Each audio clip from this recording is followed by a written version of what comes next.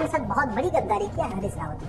ये सारा का सारा जो वहाँ पे इन्फिल्ट्रेशन हुआ, जो बसे हैं ना ये रोहिंग्या बांग्लादेशी, ये सारे के सारे हरीश रावत के साथ बसे। जब तक घूसखोरी बंद नहीं होगी तब तक घुसपैठ नहीं बंद होगी, और जब तक घूसखोरी बंद नहीं होगी तब तक अवैध निर्माण बंद नहीं होगा। ये जितना अवैध निर्माण हुआ है सारा का सारा जो रूट है वो पैसे, पूरा सरकारी जमीन पे उस समय उत्तराखंड हमारा नेक्स्ट कश्मीर बन जाएगा, नेक्स्ट कश्मीर। जब तक घुसपैठियों के मददगारों के ऊपर कार्रवाई नहीं होगी, जिन्होंने राशन कार्ड उपलब्ध कराया उनको पकड़िए, वोटर ID जिन्होंने मदद किया है डायरेक्ट इनडायरेक्ट, सबको पकड़ के इनकी नागरिकता खत्म करिए, इनको देशद्रोही घोषित करिए। जहाँ झुग्गी वहाँ मकान। ये जो नेटिव, ये जो दिमाग में चला गया ना जजों के, भाई ठीक है भाई ये झुग्गी बनाया, इनको उजाड़ना है तो पहले कुछ बना के दो। क्यों बना के दो? टैक्स पेयर क्या इसी काम के लिए GST दे रहे हैं, इनकम टैक्स दे रहे हैं, टोल टैक्स दे रहे हैं, रोड टैक्स दे रहे हैं, वैट दे रहे हैं, TDS दे रहे हैं कि ठीक है झुग्गियां बनती रहेंगी और हमारे पैसे से उनको मकान बना रख देते। कनाडा की जनसंख्या 4 करोड़ है, भारत में 5.5 करोड़ घुसपैठिए रहते हैं, कनाडा से ज्यादा रहते हैं। कई देशों की जनसंख्या से ज्यादा हमारे देश में घुसपैठिए रहते हैं। अरब की जितनी जनसंख्या उससे ज्यादा भारत में घुसपैठिए रहते हैं। बर्बाद हो जाएंगे अगर हमने इनको नहीं निकाला।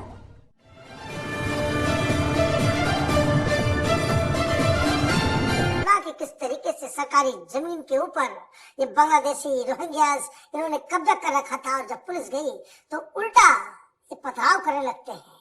लेकिन अंततोगत्वा धामी सरकार ने हिम्मत दिखाई, बुलडोजर चला और इलाके को खाली करवाया गया। लेकिन क्या उत्तराखंड में सिर्फ एक ही हल्द्वानी है? एक नया केस आया है रामनगर का, जिसे अब लोग वहां के बता रहे हैं कि ये रहमत नगर है। क्या नया बवाल है रहमत नगर का?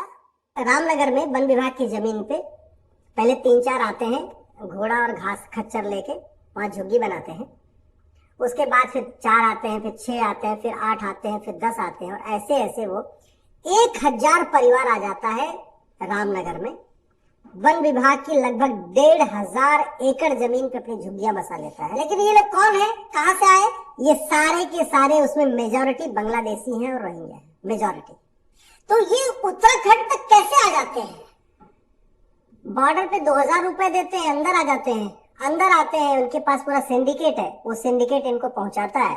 और बड़े प्लान्ड वे में पूरा जो स्ट्रक्चर हो रखा है पूरे देश में। अभी NIA ने छापा मारा था भारत के 55 शहरों में, तो वहां इनके ऑफिस मिले हैं, घुसपैठियों के ऑफिस मिले हैं बांग्लादेशी रोहिंग्या के, जिनका काम है घुसपैठियों को जगह जगह पॉकेट में ले जाना, वहां उनकी झुग्गी बनवाना, उनको राशन कार्ड बना के देना, उनका आधार, ड्राइविंग लाइसेंस, वोटर ID सब बनवा के देना। पूरा प्लान स्ट्रक्चर बना हुआ है। वहाँ का MLA होगा उस तरह का, वहाँ का MP उस तरह का होगा, इसके लिए हाँ तो बाकायदा उसकी फंडिंग है।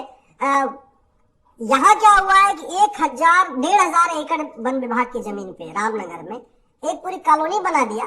कॉलोनी का नाम रख दिया रहमत नगर, और बड़े चालाकी से क्या किया, पहले 2000 रुपए दिया आधार बनवाया, फिर 2000 रुपए दिया राशन कार्ड बनवाया, फिर 2000 रुपए दिया बर्थ सर्टिफिकेट बनाया, फिर 3000 रुपए दिया ड्राइविंग लाइसेंस बनाया। जब सब बन गया तो चुनाव आया तो वोटर ID बनवा लिया। और जानते हैं वहां की ग्राम प्रधान जो है वो खुद ही उनकी मुस्लिम बन गई। तो एक घुसपैठ उन्हीं में से एक प्रधान भी बन गई। आज की डेट में जो वहां प्रधान है वो उन्हीं की है। माय गॉड, 4000 वोटर उन्होंने बना लिए अपने, 4000 वोटर। आप सोच लीजिए, इसका मतलब वहाँ 10,000 के आसपास लोग रह रहे हैं। अगर वोटर 4000 है तो टोटल जो संख्या होगी 10,000 के आसपास होगी। एक और उन्होंने बड़ी कलाकारी किया कि झुग्गी नंबर 1 वाले ने अपनी जमीन 10 रुपए के स्टैंप पेपर पे झुग्गी नंबर 2 को दे दिया। झुग्गी नंबर 2 वाले ने 10 रुपए के स्टैंप पे झुग्गी नंबर 3 को दे दिया। तो जब प्रशासन पहुंचा, बोले तुम यहाँ कैसे रह रहे हो? बोले जी हमने तो खरीदा हुआ उससे। तुम कैसे रहे? हमने उससे खरीदा। तुमने कैसे रह रहे उससे? तो उन्होंने आपस में 10-10 रुपए के स्टैंप पेपर पे जमीन एक दूसरे को ट्रांसफर कर दिया, जिससे कल को कोई आए हमारे पास तो हम बता दें ये जमीन हमने तो बकायदा तहसील में जाके लिया है। तो तहसील में जो लेखपाल है, पटवारी है, सब माल खाया है, सबने माल खाया है। बिजली विभाग वालों ने माल खा के वहां बिजली का कनेक्शन दिया है। सड़क विभाग वालों ने मोटा माल खा के उनको सड़क बिछा के दिया है। पार्षद उनका प्रधान अपना उनका खुद का हो गया है। लेखपाल ने उनको राशन कार्ड उपलब्ध कराया है। पटवारी ने उनको मदद किया है।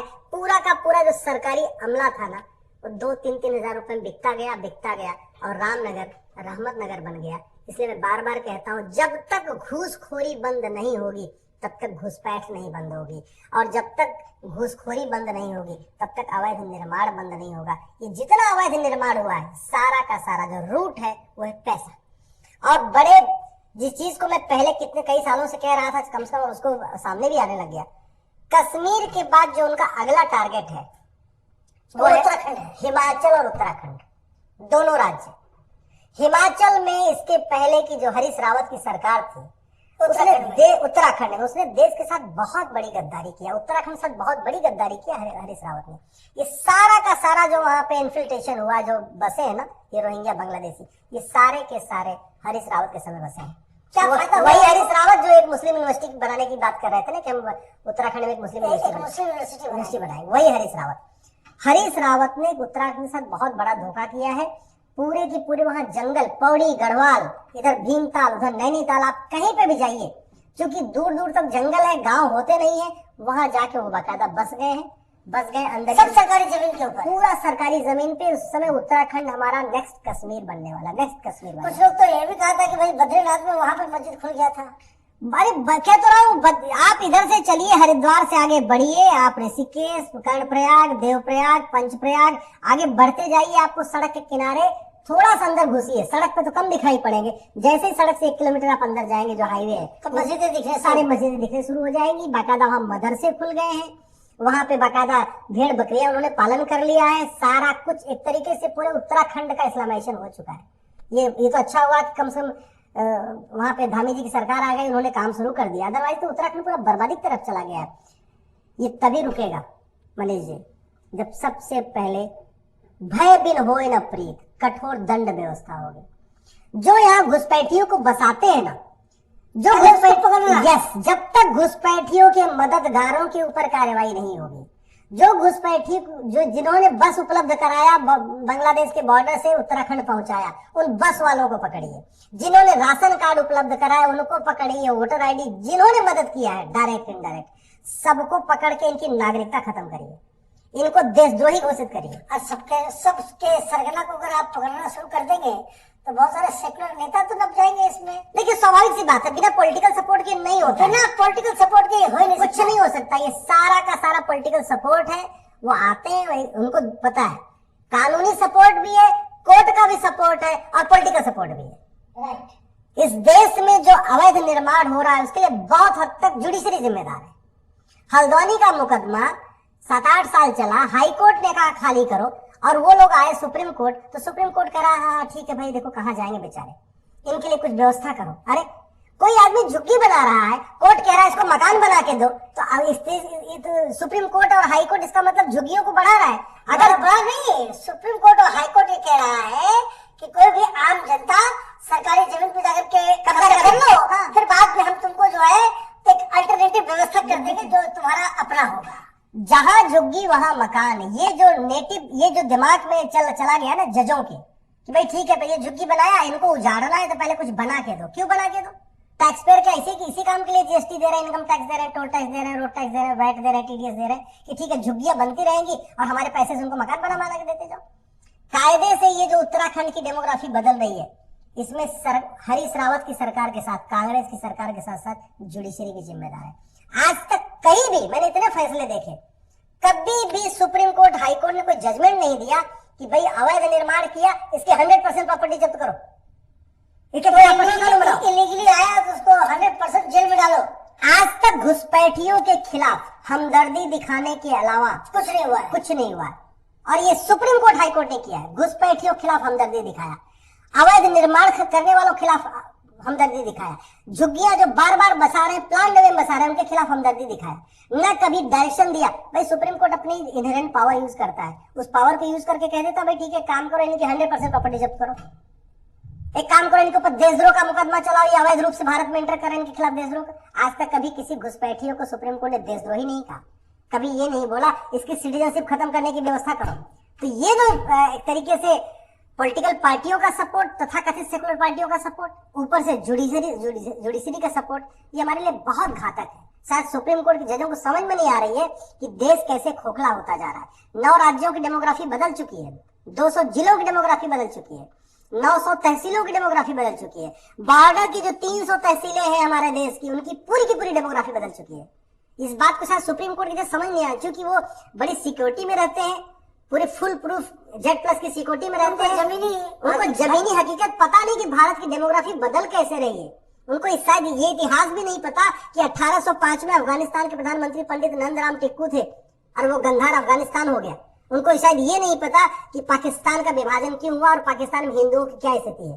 ये जो सेकुलरिज्म चल रहा है ना, ये हिंदू मेजोरिटी में इसलिए चल रहा है। ये जो संविधान चल रहा है ना, ये इसलिए चल रहा है हिंदू मेजोरिटी में है। हिंदू कम हो गए और वैसे देख लीजिए जहां जहां डेमोग्राफी बदल गई है वहाँ संविधान काम नहीं करता। जैसे बंगाल में सदस्य खाली हुई कहानी है, पुलिस काम करती है ना, संविधान काम करता है ना, कोर्ट काम कर पाती है ना, सेकुलरिज्म काम करता है ना, कोई जो दुनिया भर के इंटेलेक्चुअल जो बातें वो कोई काम नहीं करते। लेकिन उत्तराखंड से ये भी खबर आ रही है कि बड़ा बेचैनी है इन लोगों में कि इन लोगों ने तो 10 साल से मेहनत किया, लोग वहाँ पे इकट्ठा हुए, सब कुछ हुआ, लेकिन उत्तराखंड में जो यूसीसी जो लगाया गया है उससे वहाँ के मुसलमान जो है वो हाथ छोड़ के भाग रहे हैं।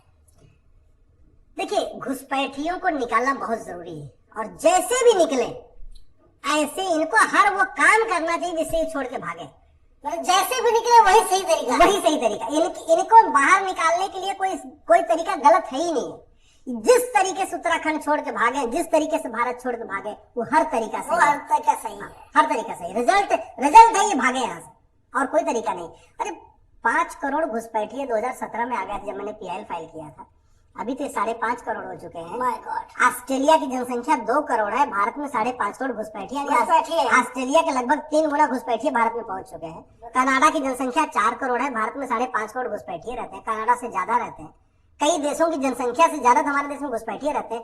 अरब की जितनी जनसंख्या उससे ज्यादा भारत में घुसपैठिए रहते हैं। बर्बाद हो जाएंगे अगर हमने इनको नहीं निकाला तो ये आपने सही बात कही कि किस तरीके से घुसपैठियों और उनके मददगारों की 100% प्रॉपर्टी जब्त करने, उनकी नागरिकता खत्म करने, उनको 10 से 20 साल की जेल में डालेंगे। आपको आई होप कि आपको समझ में आ गया होगा। तो जल्द से जल्दी वो कानून लागू करें और उत्तराखंड को बचाएं। तो फ्रेंड्स, वीडियो अच्छी लगे तो लाइक शेयर सब्सक्राइब जरूर करें और सपोर्ट करें। तब तक के लिए बाय बाय, टाटा और धन्यवाद आप लोगों का।